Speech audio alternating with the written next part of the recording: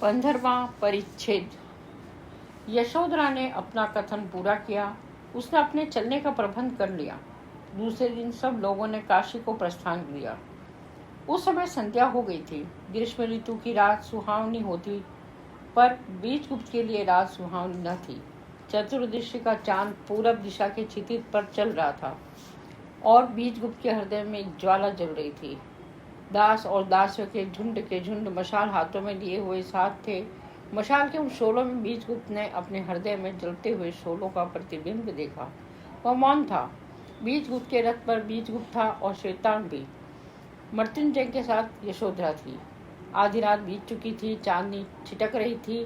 मार्ग के समीपवर्ती उद्यानों से बेला और चमेली की भीनी भीनी सुगंध चारों ओर फैल गई थी। श्वेतांग ने निस्तब्धता से भंग करते हुए कहा, क्या रात को विश्राम करना उचित न होगा? बीजगुप्त उस समय कुछ सोच रहा था। क्या सोच रहा था, यह वह स्वयं ही नहीं जानता। उसके बाद एक अनेक प्रकार के मस्तिष्क में उठते थे और लोप हो जाते थे। उस मानसिक अवस्था में उसे समय का कुछ भी ज्ञान न हो सका था। उसी समय मृत्युंजय का रथ उसके रथ के निकट आ गया। यशोधरा ने कहा, आर्य बीजगुप्त, क्या विश्राम करना उचित होगा? बीजगुप्त चौंक पड़ा। उसने आकाश की ओर देखा। चंद्रमा आकाश के पूर्वी भाग को छोड़कर पश्चिम भाग की ओर बढ़ गया था। उसने श्वेतांग से कहा, श्वेतांग, रथ रोक दो और देखो किसी समीपवर्ती वाटिका में ठहरने का कोई प्रबंध हो सकता है। रथ रुक गया और बीजगुप्त के रथ रोकने के साथ ही अन्य रथ भी रुक गए। श्वेतांग रथ में उतरकर वाटिका की तलाश में चला गया। बीजगुप्त ने मृत्युंजय से कहा, आर्यश्रेष्ठ, क्षमा कीजिए, मुझे समय का कुछ भी अनुमान न था। आपको कष्ट हुआ होगा, पर अर्धरात्रि बीत चुकी है। यदि उचित समझिए तो हम लोग आगे बढ़ते चलें। प्रातःकाल सूर्योदय के समय तक किसी ग्राम में पहुंचकर वहां दिन भर विश्राम करें, क्योंकि यहाँ दोपहर की गर्मी से बचने का संभवतः प्रबंध न हो सकेगा और इस धूप में प्रातःकाल फिर चलना उचित न होगा। मृत्युंजय ने कुछ सोचकर कहा, ठीक कहते हो आर्य बीजगुप्त, आगे बढ़ चलना ही उचित होगा। थोड़ी देर बाद श्वेतांग लौट आया। उसने कहा, यहाँ एक बहुत सुंदर वाटिका है जिसमें एक विशाल भवन भी है। वो वाटिका सामंत की भूमि है। ठहरने का बड़ा सुंदर प्रबंध है। सामंत की वाटिका है? मृत्युंजय कह उठे, तो फिर यहाँ के प्रबंध में कोई त्रुटि न होगी। आर्य बीजगुप्त, मैं इस वाटिका में ठहर चुका हूँ। सामंत का एक सुंदर प्रासाद भी है यहाँ। रथ वाटिका में मोड़ दिए गए। माली ने सामंतों का स्वागत किया। उद्यान में अतिथियों के पलंग लगा दिए गए। सब लोग थके थे ही सो गए, पर बीजगुप्त को नींद न आई।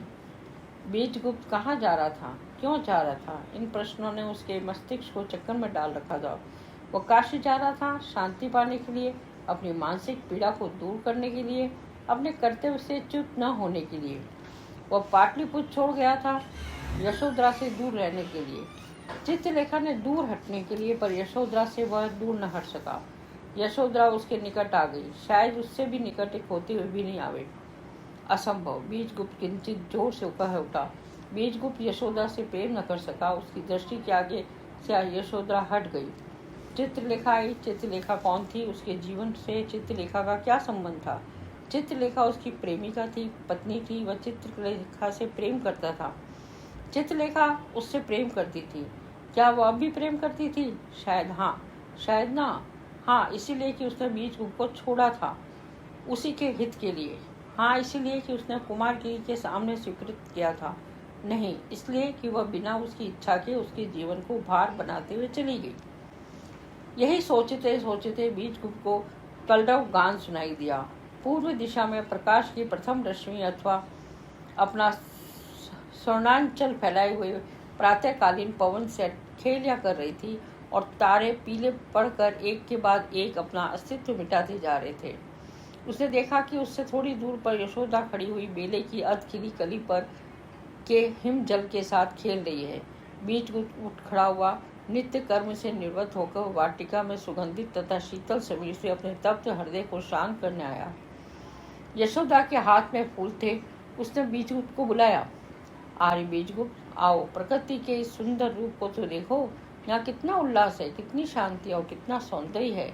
सारे जगत की चिंता, उसकी तृष्णा और अभिशाप से भरी इन हलचल से दूर, अति दूर, यहाँ पर निष्कलंक जीवन तितलियों के रंगीन परों के समान अटखेलिया कर रहे हैं। बीजगुप्त पास आ गया। वो यशोधरा के पार्श्व से खड़ा हो गया। उसने एक बार अपने चारों ओर देखा। देवी यशोधरा, मुझे प्रकृति में कोई सुंदरता नहीं दिखाई देती। प्रकृति में आपको सुंदरता नहीं दिखलाई देती? यशोधरा ने आश्चर्यजनक नेत्रों से बीजगुप्त को देखा। आइए बीजगुप्त, क्या आप सत्य कह रहे हैं या हंसी कर रहे हैं? हंसी नहीं कर रहा हूँ देवी, मैं सत्य कह रहा हूँ। तुम कह रही हो कि प्रकृति सुंदर है, मुझे प्रकृति कुरूप दिखाई देती है। यशोधरा बीजगुप्त की बात मानने को तैयार न थी। आए बीजगुप्त, देखो वह दुर्वादल कितना कोमल है, कितना सुंदर है। मेरी तो इच्छा होती है कि यही इस दुर्वादल पर रहूं, यहीं बैठूं और इस पर विश्राम करूं। बीजगुप्त मुस्कुराया। नहीं, यह न करना देवी, यहाँ पास कोई वैद्य भी नहीं है उससे उपचार कराया जा सके। तुम कहती हो दुर्वादल कोमल है, सुंदर है, केवल इसलिए कि तुमने खुले में जीवन नहीं व्यतीत किया। इस दुर्वादल में कितने कीड़े मकोड़े हैं, इस पर भी कभी ध्यान दिया है? और दुर्वादल में नमी है, यदि इस पर तुम अधिक देर तक विश्राम करो तो निश्चय ही तुम्हें शीत हो जाएगा। देवी, प्रकृति असुविधाजनक है, अपूर्ण है। यशोधरा ने नई बात सुनी, पर बात बड़े आकर्षक ढंग से कही गई थी। तर्क सुंदर थे, यशोधरा के लिए वह काट्य थे। वह कह उठी, प्रकृति अपूर्ण है।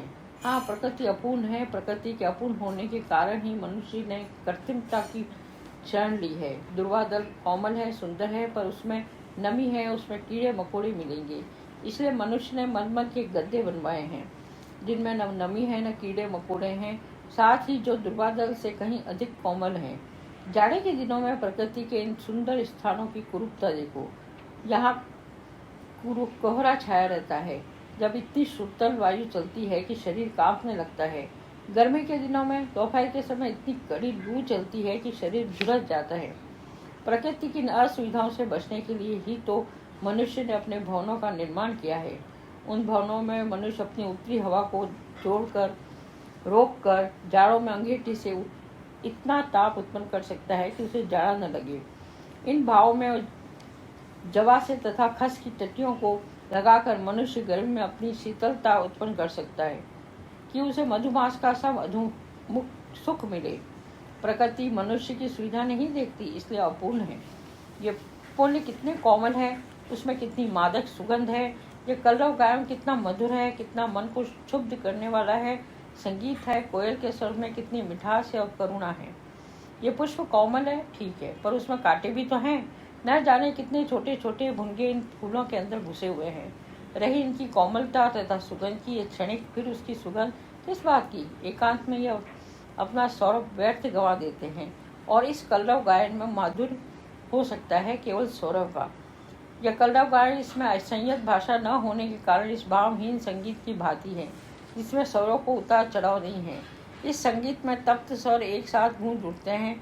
इस कलरव गान में कहीं अच्छा मानव कंठ का संगीत होता है और कोयल के केवल पंचम हैं, जिसको अधिक देर तक सुनने से चित्त उठ जाता है।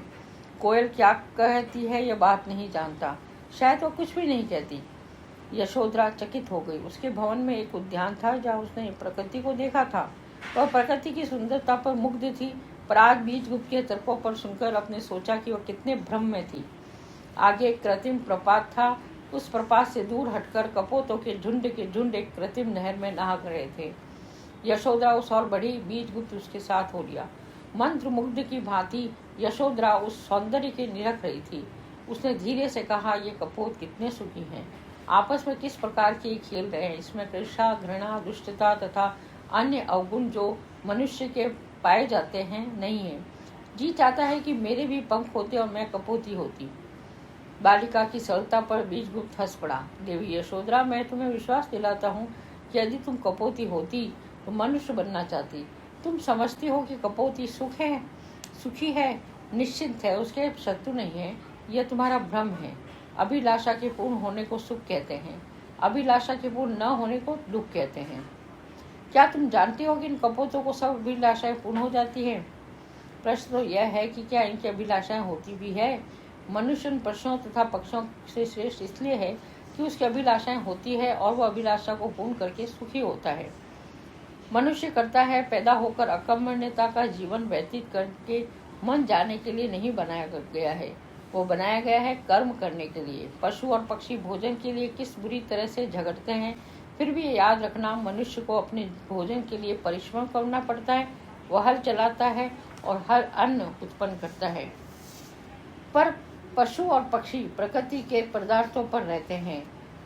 पृथ्वी के कीड़े मकोड़ों को खाकर पक्षी जीवित रहते हैं। पशु में तो एक दूसरे को खा जाते हैं।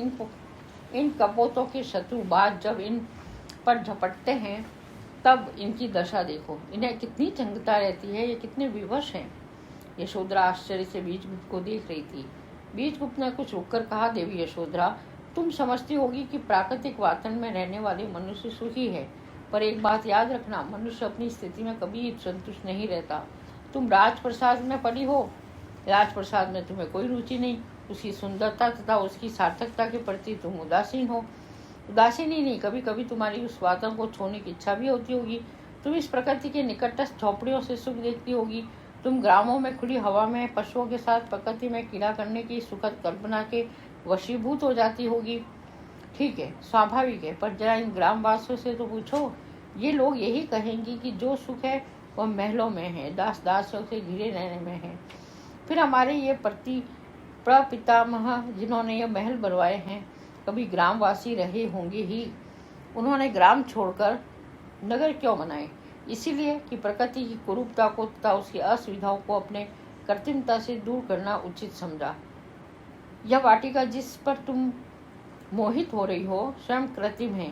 यदि प्रकृति देखना चाहती हो तो जंगलों में जाओ, जहाँ सिंह अपने खून की प्यासी जीव को लिए वे फिरा करते हैं, जहाँ बड़ी बड़ी पास में विषधर सब अकारण ही लोगों को काट कर मृत्यु के घाट उतारने की प्रस्तुत रहते हैं। इस कृत्रिम नहर को छोड़ो और नदियों को देखो, वहाँ मगर और घड़ियाल मनुष्य का भोजन करने के लिए जल में छिपे हुए ताक लगाए बैठे हैं। तब तुम देखोगी कि सुख और सौंदर्य प्रकृति में है या कृत्रिमता में।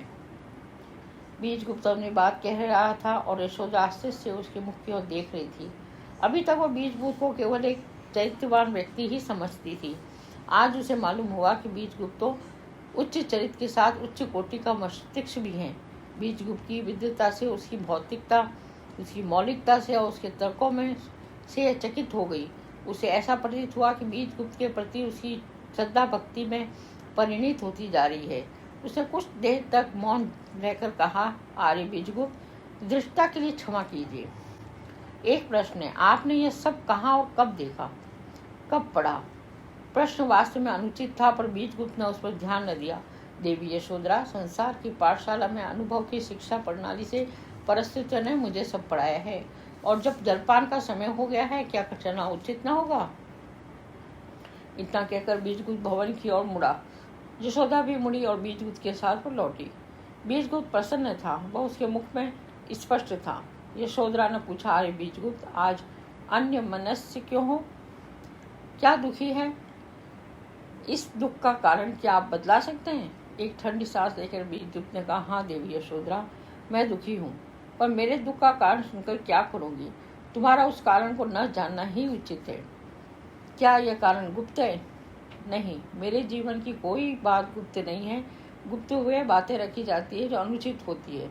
गुप्त रखना भय का द्योतक है, और भयभीत होना मनुष्य के अपराधी होने का द्योतक है। मैं जो करता हूँ उसे उचित समझता हूँ, इसलिए उसे कभी गुप्त नहीं रखता। कारण मैं तुम्हें इसलिए नहीं बतलाना चाहता कि तुम्हें दुख से दूसरों की दुखी करना अनुचित है।